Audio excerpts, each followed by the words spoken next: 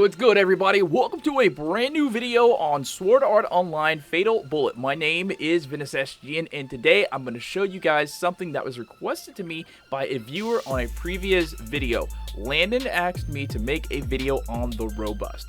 Well, I already had a few of them in my inventory, and I literally had no idea where I got them, so I asked you guys in the last video, and like the awesome viewers you guys are, I got my answer ASAP. So, armed with your knowledge, I went and farmed and got a new Robust MK4 last night, and I'm going to show you exactly how I got it, where I got it, and then what I did to it after I got it, and something else, because it's really cool. Let's get right into it!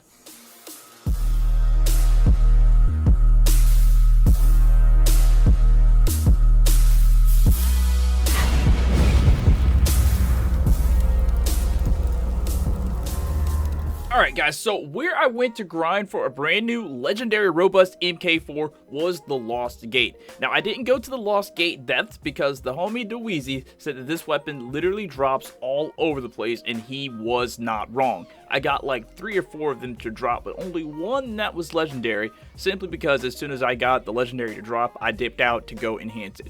I really didn't need to farm them because like I already had like 4 legendaries in my inventory already. I just wanted to show you guys where to get them. Alright, but as Dweezy suggested in his comment in the last video, the Assault Automatons drop this weapon and they are literally in every room. Now, if you want your chances of a legendary drop to be better, man, I don't know. People say that this is really janky advice, but it's a truth for me. It may not be a truth for you, but it's a truth for me, right? And it just seems to work. I feel like if you weak spot damage an enemy to death, like you have a better chance of getting a legendary to drop. I can't tell you how many times I have weak spot damaged an enemy like from 100 to 0 health, like real quick, 100% to 0 health. You know what I mean.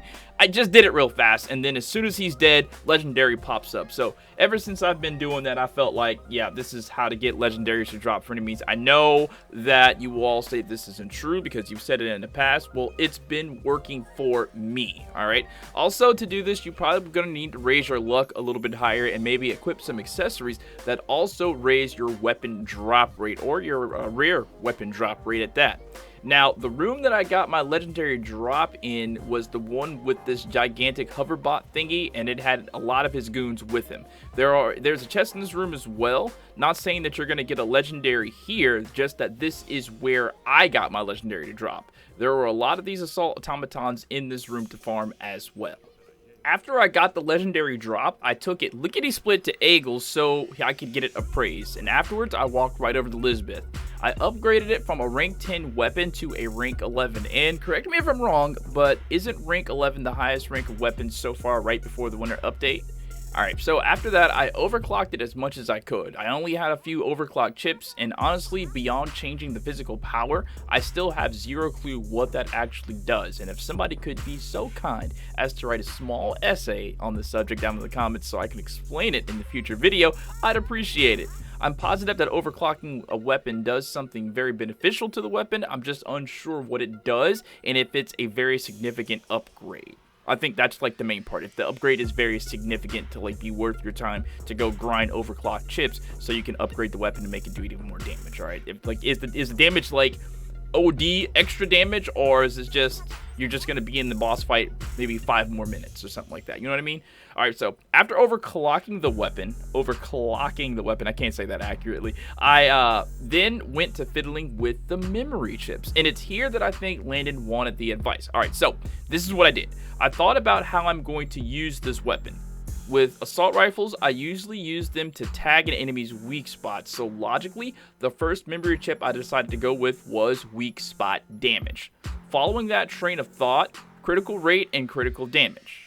Then, most bosses you fight in this game are mechs anyway, so damage versus mechs was next. After that, I couldn't do any more memory chips. After the weapon was finished, I took it to a boss to see if I can see any visual difference in numbers. The first round with this boss that I fought, I used an unmodified legendary Robust MK4, rank 10, just so I can see if there's anything like good about this weapon before upgraded, or so I can see the difference when I use the better one. And I must admit that this fight was long and boring, even with me tagging the weak spot. I didn't see any like real amazing numbers to make me go, wow, this weapon is great. After I defeated the boss, after what seemed like a lifetime, I changed up to the upgraded robust, and it was here that I was seeing the results of my modifications. And to be completely honest with you, I wasn't really aware that ARs like the robust could hit numbers as high as it was getting. I mean, I've never seen ARs hit for like 14,000 before. It was actually pretty entertaining to keep an eye out for those critical weak spot damages to see how big the number would be. Is this a farming weapon? Absolutely. Is it better than my sword class? No, not at all. I mean, sure, this weapon's great, but I have more fun using my sword. Is this entire build better than a Dark Matter Master class? I think so. I think so. Would I use this weapon to farm hardcore missions? Not on your life. I'd rather use a Gatling gun. But the weapon certainly does not suck, and I like it better than my Sylph Type D, which is crazy because I love the Sylph Type D. Like, I might have to go and modify the Sylph Type D. I don't know. I got to go find something to make my Sylph Type D better because I feel like this weapon, the robust MK4, is a little bit better than the Sylph Type D, which kind of sucks. Now, if this video was helpful to you, please do me a favor, drop a like, and why not subscribe if you haven't already. The winter update is right around the corner, and I cannot wait to grind it and make content for it. So be on the lookout for that. Thank you guys so much. Appreciate you, Landon. Appreciate you, Dweezy.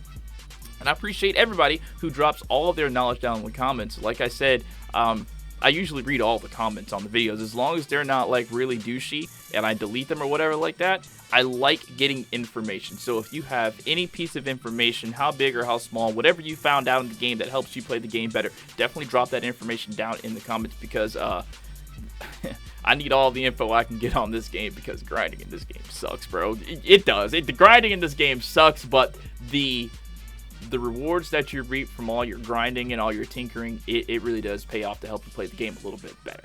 All right, so that's it for me. I'll catch you guys next time. Peace out.